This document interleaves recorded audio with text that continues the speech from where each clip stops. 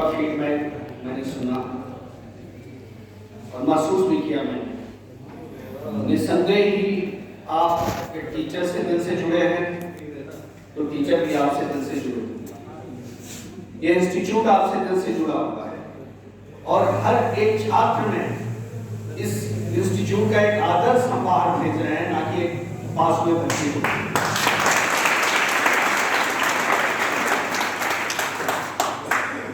मैं चाहता हूं, हमारे सारे टीचर्स चाहते हैं, सारी फैकल्टी चाहती हैं, यहाँ के वो क्लासरूम चाहते हैं, वो ब्लैक बोर्ड चाहता है, ये ऑडिटोरियम चाहता है और वो लैब के हर इक्विपमेंट्स चाहते हैं जिनको आपने छुआ है कि आप जहाँ जाएं इतना नाम करें कि आपके बच्चे को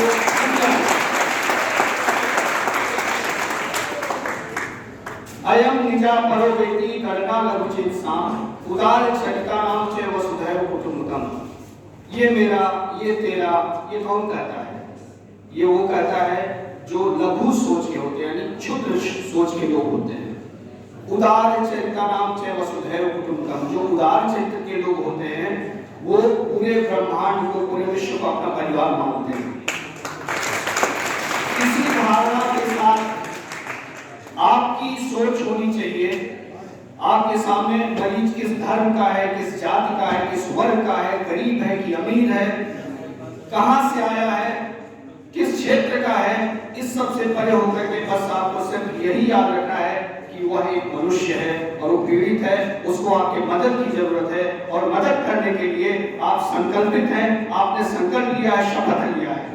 इस संकल्प के साथ में आपको उसकी सेवा करनी है, उसकी मदद करनी है।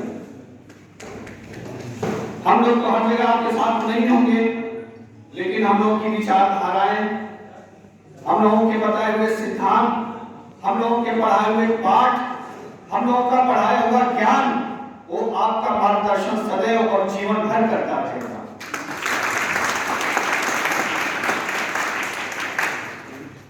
इस ज्ञान में, इस मार्गदर्शन में कहीं न कहीं ये पत्थर को मूर्त बनाई जाती है, तो कहीं न कहीं उस पर आघात करना पड़ता है, चाहे वो हथौड़े से हो चाहे छेद से हो।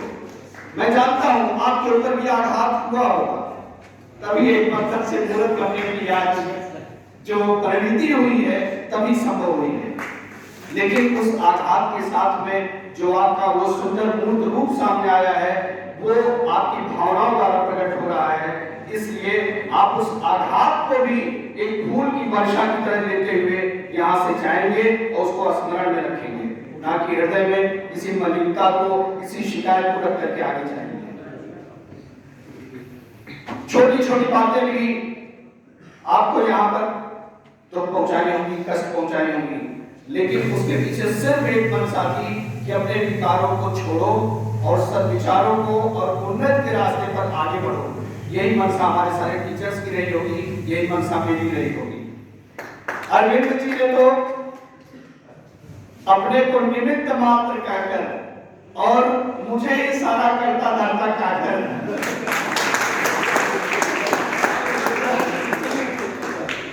मैं मानता हूं कि मेरी जिम्मेदारियां थी और ये भी सत्य है, इन्होंने सत्य कहा, अच्छा से सत्य कहा, मैं इनकी बात का समर्थन करता हूं। आपके एक एक क्रियाकलापों का मैंने बहुत ही सूक्ष्म अवलोकन किया था और मैंने इनसे हर चीजों के बारे में, आपकी हर एक क्रियाकलापों के बारे में मैं इनसे उत्तरोत्तर जानकारियां प्राप्त करता रहता था, क्योंकि हमारा जो टीचिंग का अनुभव था, ये अनुभव अपने आप में संकल्पित था कि ये सबसे सुपर तरीके का हो, सबसे उत्कृष्ट तरीके का हो। इसलिए आपके ऊपर हथौड़े और छींटियों के आघात हो सकता है, बहुत ही कठोर ढंग से किए गए हों, लेकिन नहीं, आज मुझे खुशी हो रही है कि आपने उन आघातों को इस रूप में लिया है। आपके भावुक होने का ये प्रदर्शन, आपके भावुक होने का ये जो क्षण है, ये बताता है कि आपने उन आघातों को स्वागत से लिया है, उनसे आप दिल से जुड़े हुए हैं और यही एक सच्चे विद्यार्थी की पहचान होती है। गुरु चाहे जितना दंड दे, चाहे जितना प्रताड़ित करे, उसको ये मान लेना चाहिए एक दिन वो आभूषण बनाने की प्रक्रिया में चल रहा है, क्योंकि सोने को जब दबाया जाता है तभी वो आभूषण बनता है। एक छोटी सी कथा सुना करके आप लोगों को मैं फिर से बधाई और धन्यवाद दूंगा। कुरुक्षेत्र का युद्ध चल रहा था और अर्जुन के सारथी थे कृष्ण। कर्ण से युद्ध हो रहा था और कर्ण भी अपने आप में बहुत बड़े धनुर्धर थे। जब कर्ण अर्जुन के रथ पे आघात करते थे तो अर्जुन का रथ 7 कदम पीछे चला जाता था, और जब अर्जुन कर्ण के रथ पे आघात करते थे तो कर्ण का रथ मीलों पीछे चला जाता था। इसके बावजूद अर्जुन के साथी कृष्ण वो सिर्फ कर्ण की तारीफ करते थे, उनकी प्रशंसा करते थे। वाह कर्ण, तुम्हारे जैसा कोई धनुर्धर नहीं, हर बार ऐसे बोलते। ऐसा एक नहीं कई बार जब हुआ तो अर्जुन को ईर्ष्या, उन्होंने आपत्ति अपने मन में महसूस किया और उन्होंने साथी कृष्ण से पूछ ही लिया कि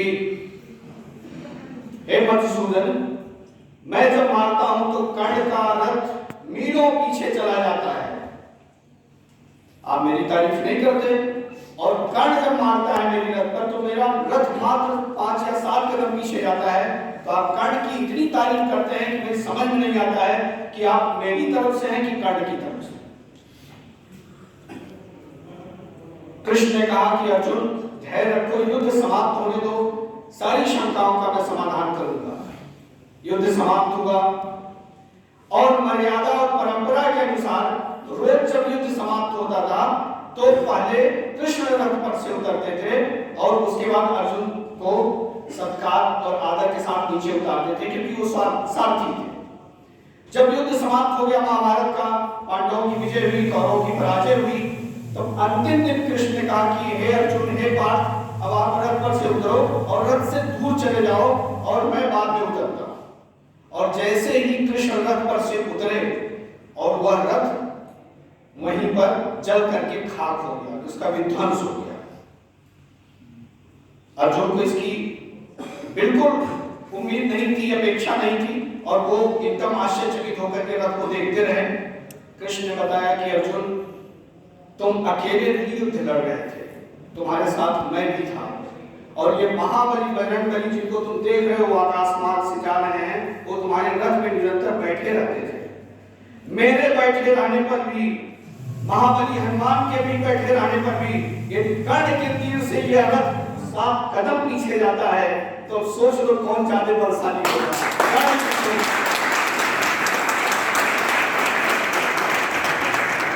तो प्रिय छात्रों, अब तो छात्र नहीं है, आप लोग फार्मासिस्ट हो गए हैं। आपके साथ आप अपने आप को अकेला कभी मत समझिएगा, हम लोग सदैव आपके साथ हैं। क्षेत्र में भी जहाँ पे आप रहेंगे, किसी भी परामर्श की आवश्यकता पड़ेगी, हम लोग साथ हैं। और मेरा वादा है, आपको हम पीछे कभी नहीं हटने देंगे, निरंतर हम आपको आगे बढ़ाते जाएंगे। इसके साथ मैं सारे फैकल्टीज को, जिनका आपने हृदय से सम्मान किया है, अरविंद जी को और इस इंस्टीट्यूट को, सबको मैं धन्यवाद देता हूँ, आपको धन्यवाद देता हूँ, आपका सम्मान करता हूँ, आपका आभार प्रकट करता हूँ कि आपने इस इंस्टीट्यूट को 2 साल का समय दिया। इसके लिए मैं आप लोगों को फिर से धन्यवाद और बधाई देता हूँ। Thank you.